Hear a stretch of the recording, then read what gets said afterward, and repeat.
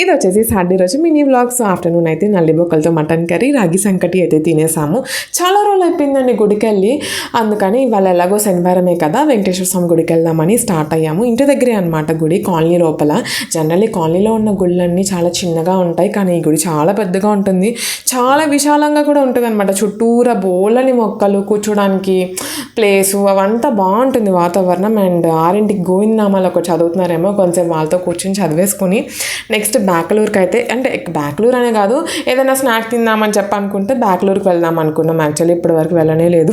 తిన అంబియన్స్ అవి చూస్తుంటే రేట్లు గట్టిగా ఉంటాయేమో అని చెప్పేసి వెళ్ళలేదు. కానీ యూట్యూబ్లో షార్ట్స్ చూసి అన్నీ 100 to 150 లోపలే ఉంటాయి ఏదో అన్నారు కదా షార్ట్లో. సో అలా చూసుకొని వెళ్ళామన్నమాట. నాకైతే అంత రీజనబుల్గా ఏం అనిపించలేదండి. అంబియన్స్ అయితే చాలా క్లాసిక్గా ఉంది. ఫుడ్ టేస్ట్ మాత్రం ఎక్సలెంట్గా ఉంది. మేము ఆర్డర్ చేసింది చికెన్ పఫ్ అలాని న్యూటెల్లా బ్రౌనీ. పఫ్ వచ్చేసి 110 రూపీస్, బ్రౌనీ వచ్చేసి 150 రూపీస్ అనమాట. కాస్ట్ అయితే చాలా ఎక్కువ అనిపించింది. టేస్ట్ ఓకే బాగుంది.